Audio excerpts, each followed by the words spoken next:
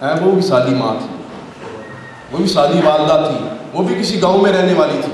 اگر آپ حضرت موسیٰ علیہ السلام کی حالات زندگی پڑھیں تو پھر آپ کو پتہ چلے گا کہ موسیٰ علیہ السلام کہاں پیدا ہوئے، کیسے پیدا ہوئے، اور ان کی والدہ کن حالات میں رہی ہیں۔ اگر موسیٰ علیہ السلام جیسی عظیم شخصیت وہ اپنی والدہ مائدہ کی عزت و احترام کرنے کے پابند ہیں، تو میں اور آپ 1000 مرتبہ پھر ہم پابند ہیں۔ مت دیکھو کہ میری ماں کتنی پڑھی لکھی ہے، مت دیکھو میرا باپ کتنا پڑھا لکھا ہے، یہ دیکھو غیرت والا شخص وہ ہے جو یہ نہ کہے کہ میرا باپ کتنا پڑھا لکھا ہے، میری ماں کتنی پڑھی لکھی ہے کہ میں ان کی عزت کروں۔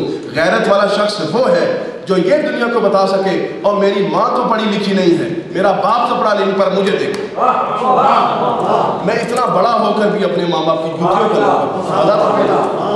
ہے، اپنے باپ کی جوتیوں میں بیٹھا ہو، اپنی باپ کی جوتیاں سیدھی کرتا ہو، دنیا دیکھے کہ یہ لوگوں کے لیے شہنشاہ ہے اور اپنے باپ کے لیے نوکر ہے، پھر زندگی کا مزہ ہے۔ اگر اس کے بغیر زندگی گزارو، ماں باپ کے بغیر زندگی گزارنا چاہو تو میں تمہیں لکھ کر دیتا ہوں کہ ماں باپ کی خوشی کے بغیر زندگی نہیں۔ جیسا میں نے کہا کہ جو شخص اپنے ماں باپ کو دکھی کرتا ہے اور دکھی کر کے زندہ رہتا ہے وہ شخص زندہ نہیں ہے، وہ شخص زندہ نہیں ہے، وہ مردہ ہے، اور وہ خوشی میں نہیں رہا ہے، وہ جہنم کی آگ میں رہا ہے۔ اس کو توبہ کر لوں، ماں باپ کے بغیر کچھ نہیں بنتا۔ یہ سر دست میرے پاس، یہ کیونکہ اس حدیث کے اندر ذکر آیا تھا ماں باپ کا، تو میں آپ کے سامنے ایک دو احادیث اور پیش کر دیتا ہوں کہ جتنے نوجوان بیٹھے ہوئے وہ سمجھو۔ اور youngster I'm talking to you now. Please stop talking and listening to me. Start listening to me. You are here. When you go to school or you are in college or university, you think that we are highly qualified people and our father, they are freshie, they come from Pakistan, they don't know anything, they can't speak English, so they are freshie, yeah? But listen, you are not more educated than Musa alayhi salam. You are not more educated than the prophets. Yeah? You cannot talk with Allah subhanahu wa ta'ala, but Hazrat Musa alayhi salam, they used to speak with Allah subhanahu wa ta'ala. And when they got the time and the status to be the speaker in the court of Allah subhanahu wa ta'ala, at that time Hazrat Musa alayhi salam was told, oh Musa alayhi salam, you told you have to see the mountains, but you cannot see. If Hazrat Musa alayhi salam, they are duty bound to pay respect to his mom, so whoever asked them, we should think. So I'm going to tell you some ahadith of the Nabi Pak alayhi salam. You must consider these ahadith that Nabi Pak alayhi salam in Bukhari and Muslim, Hazrat Abdullah bin Mas'ud radiyallahu anhu, they narrated this hadith that Qala sa'altu Nabiyya sallallahu alaihi wasallam, I asked Nabi Pak alayhi salam, ayyul amali ahabbu ila Allah ta'ala. O Prophet, tell me to Allah subhanahu wa ta'ala, most respected in the court of Allah subhanahu wa ta'ala, کس بات کو اللہ تعالیٰ سب سے زیادہ پسند کرتا ہے، محبوب رکھتا ہے، کون سے کام کو، کون سے پریکٹس کو؟ نبی پاک صلی اللہ علیہ وسلم replied, قال الصلاة علی وقتها، نماز پڑھنا اس کے وقت میں۔ The best practice in the court of Allah subhanahu wa ta'ala is that you read prayer, you read namaz in the time. یہ نہیں ہو بدعقیدہ یہ شامی اکٹھے ساری نمازاں پڑھی اس طرح نہیں۔ The best practice is to read prayer in the time, like Fajr time, Fajr prayer, Zohr time, Zohr prayer, Asr, Asr. Read the prayers in their time. This is the best practice in the court of Allah subhanahu wa ta'ala. Qultu summa ayyu. Then Hazrat Abdullah bin Mas'ud radhiyallahu anhu asked, then afterwards Nabi Pak alayhi salam qala birrul walidayn. Straight after reading namaz, this is the first, and the second day that you are good to your parents. Your parents, نہیں خالی ماؤں نہیں، خالی پیوں نہیں، صرف ماں کے ساتھ کے صرف باپ کے ساتھ نہیں، بر الوالدین، ماں کے ساتھ بھی باپ کے ساتھ بھی۔ سمجھ آتی ہے بات کی؟ اب میں جو بات کہنے لگا ہوں وہ اپنی بہنوں کے لیے کہنے لگا ہوں کہ اس ملک میں رہتے ہیں تو کہتے ہیں equal rights, men women equal rights. یہ بہت بڑا ظلم ہے عورتوں کے ساتھ۔ No some time Men have the more rights. Sometimes women, the ladies, they have the more rights. Like Nabi Pak was asked, or Nabi Pak tell us, who got the more right upon us? Nabi Pak said, your mom, your walida, your mother. Then he asked again, afterwards, then who got the more rights? Nabi Pak again said, your walida, your mother, your mom. He said afterwards, then Nabi Pak replied again, your mother, 3 times. Your mother, your mother, your mother. And then Nabi Pak said, your father, your dad. 4th time. So on this point, if you gave the equal right to mom and dad, so the lady, she was busy all the time serving the children, and when the time of rights come, you say equal rights? Why? ماں ساری زندگی خدمت کرتی رہی, پیشاب میں وہ لیٹتی رہی, پیشاب وہ صاف کرتی رہی, صبح شام کھانے بنا کے وہ دیتی رہی, کپڑے ان کے وہ دھوتی رہی, ان کو ہر وقت اچھے سے اچھا ماحول وہ دیتی رہی, اور جس وقت ریٹرن کا وقت آئے اس وقت کہو کہ ماں اور باپ دونوں برابر کیوں؟ یہ عورت کے ساتھ زیادتی نہیں ہوگی؟ عورت نے زیادہ رائٹ, عورت کو زیادہ رائٹ دیے اسلام نے. اسلام نے کہا تو ماں ہے, تو نے خدمت زیادہ کی ہے, اس لیے تیرے رائٹس بھی زیادہ ہیں. پتا چلا جو خدمت زیادہ کریں گے اس کے رائٹس بھی زیادہ ہوں گے. اب ایکول رائٹ کدھر گیا؟ نہیں, ہم اس بات میں بلیو نہیں کرتے. ہم کہتے ہیں جو ڈیوٹی زیادہ کرے گا وہ رائٹس زیادہ لے گا. لیکن یہ بات یاد رکھنی ہے, سرکار نے فرمایا وہ قوم کبھی فلاح نہیں پا سکتی اس کی بنیاد یا اپنے فیصلوں کا مختار عورت کو بناتی. ایک حدیث. دوسری حدیث یہ ہے کہ سرکار نے فرمایا کہ تم میں سے ہر بندہ گھر والا ہے اور مرد کو اللہ تعالیٰ نے گھر کا سربراہ بنایا ہے. ایک حدیث یہ کہ عورت اگر فیصلے کی مختار ہو جائے تو وہ قوم کامیاب نہیں ہو سکتی. اور دوسری بات یہ کہ مرد کو اللہ تعالیٰ نے گھر کا سربراہ بنایا ہے, اس وجہ سے گھر کی پالیسی باپ بنائے گا, گھر کے فیصلے باپ کرے گا, اور اولاد باپ کے فیصلوں پہ چلنے کے لیے کی پابند ہوگی. لیکن خدمت کی باری آئے گی تو ماں زیادہ خدمت کی حقدار ہوگی. سمجھ آئی بات کہ نہیں ہے؟ میری بات میں پوچھا جائے گا, جتنے یہ مرد بیٹھے ہو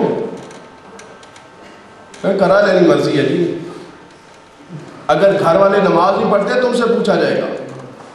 بچہ جو ہے نا, ماں باپ کے حقوق بہت ہیں, لیکن ماں باپ کے حقوق سکھائے کس نے ہیں, بتائے کس نے ہیں؟ اسلام نے بتائے ہیں, سرکار نے بتائے ہیں. اگر تم اپنے بچوں کو اسلام بتا ہی نہیں سکتے, تم نے اسلام سکھایا ہی نہیں, دین بتایا ہی نہیں, سرکار کی محبت بتائی نہیں, تو اب بچوں سے مانگتے کیا ہو؟ دین پڑھاؤ نا, دین سکھاؤ, دین کا پابند کرو. جس دین کے اندر اسلام نے, جس دین نے تمہیں رائٹس دیے, اگر تم دین ہی نہیں سکھاؤ گے تم اپنے بچوں سے کیا؟ ہاں, سرکار فرماتے ہیں کہ دین سکھانا تمہاری ڈیوٹی ہے, اگر تم اپنی ڈیوٹی پوری نہیں کرو گے تو رب تم سے سوال کرے گا. اس لیے یہ 2 باتیں جو ہیں یہ بتاتی ہیں کہ فیصلے کا اختیار باپ کو ہے. اور تیسری بات قرآن کے اندر لکھی ہے, الرجال قوامون علی النساء, کہ اللہ تعالیٰ نے مردوں کو عورتوں پر حاکم بنایا ہے. ہر گھر کے اندر ہر مرد اپنے گھر میں حاکم ہے, اس کی ڈیوٹی ہے کہ وہ اپنی حکومت کو اچھے طریقے سے چلائے, انصاف کے ساتھ چلائے اور مہربانی کے ساتھ چلائے, محبت کے ساتھ چلائے. لیکن یہ جو فیشن چل گیا ہوا ہے نا کہ باپ کو پوچھنا ہی نا, یہ فیشن اسلام کا نہیں ہے. اسلام نے عورت کو یہ حق دیا ہے کہ جب وہ ماں ہو تو اس کو خدمت کا حق زیادہ ہوگا, لیکن فیصلوں کا حق اللہ تعالیٰ نے باپ کو دیا ہے. یہ باتیں ضمناً آئی ہیں. میرے پاس دوسری حدیث ہے, اس کے بعد تیسری جو حدیث پوری کر دوں پھر بات آگے کرتا ہوں. اس کے بعد حضرت عبداللہ بن مسعود کہتے ہیں کہ یا رسول اللہ اس کے بعد کون سی بڑی نیکی ہے؟ 2 نیکیاں بتا دی نا, تیسری نیکی تو سرکار نے فرمایا الجہاد فی سبیل اللہ, اللہ کے راستے میں جہاد کرنا. اور اس کے بعد جو میں حدیث بیان کرنے لگا ہوں, حدیث بیان کرتا ہوں, اس کے بعد پھر بات ختم کرتا ہوں. پچھلے بندے کڑیاں در تکڑے نا, اس لیے پتہ نہیں جانا کہ وہ کم اخیر آ گیا. تو نا گھبرایا کر دیکھو حاجی منظور صاحب اے سامنے بیٹھے, اے سبحان اللہ, اللہ تعالیٰ نے زندہ رکھا ہے, سلامت رکھا ہے. ہاں جی, سرکار فرماتے ہیں, حضرت عبداللہ بن عمرو بن العاص رضی اللہ تعالیٰ عنہ سے روایت ہے کہتے ہیں اقبل رجل الی نبی اللہ صلی اللہ تعالی وسلم، ایک شخص نبی وسلم کی خدمت میں حاضر ہوا، فقال ابایعک، میں آپ سے بیعت کرتا ہوں. کہنے جی کتھا ہے جی بیعت؟ بیعت کا ثبوت پوچھتے ہو نا، یہ بیعت اور بس بات سمجھ آئی کوئی نہیں آئی؟ کیا پیری مریدی کو تو کٹی کی دیوے، یہ بیعت کرتے ہیں.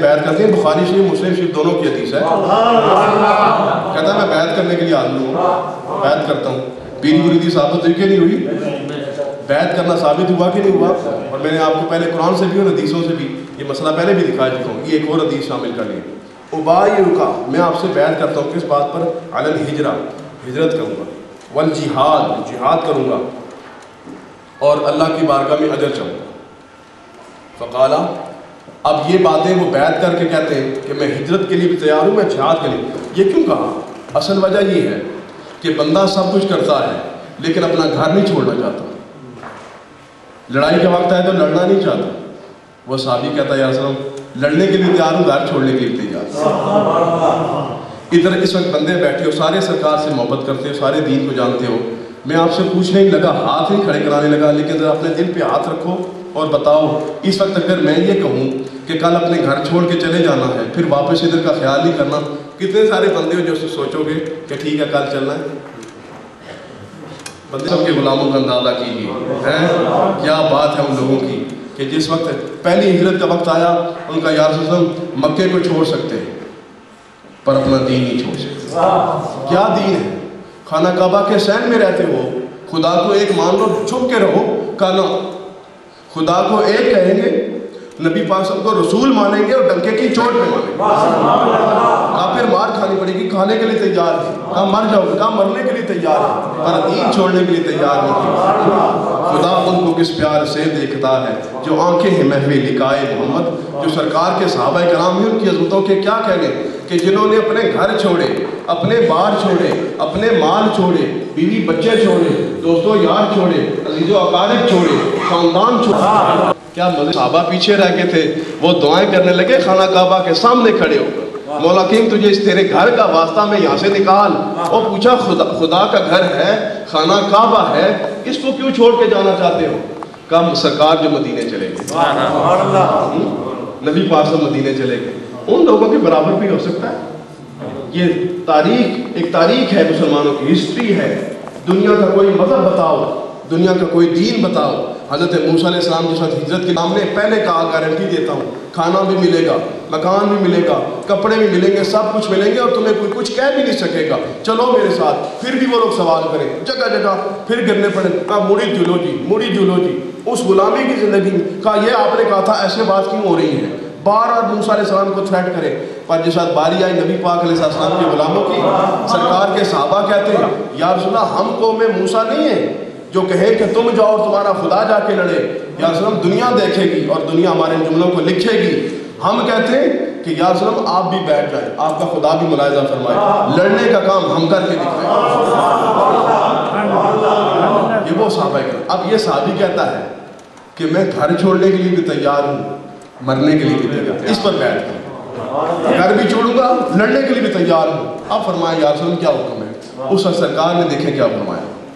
سرکار فرماتے فَهَلْ لَكَ مِنْ وَالِدَيْكَ أَحَدٌ حَيٌّ، کیا تیرے گھر والوں میں سے، تیرے گھر میں تیرے ماں اور باپ ان میں سے کوئی زندہ ہے؟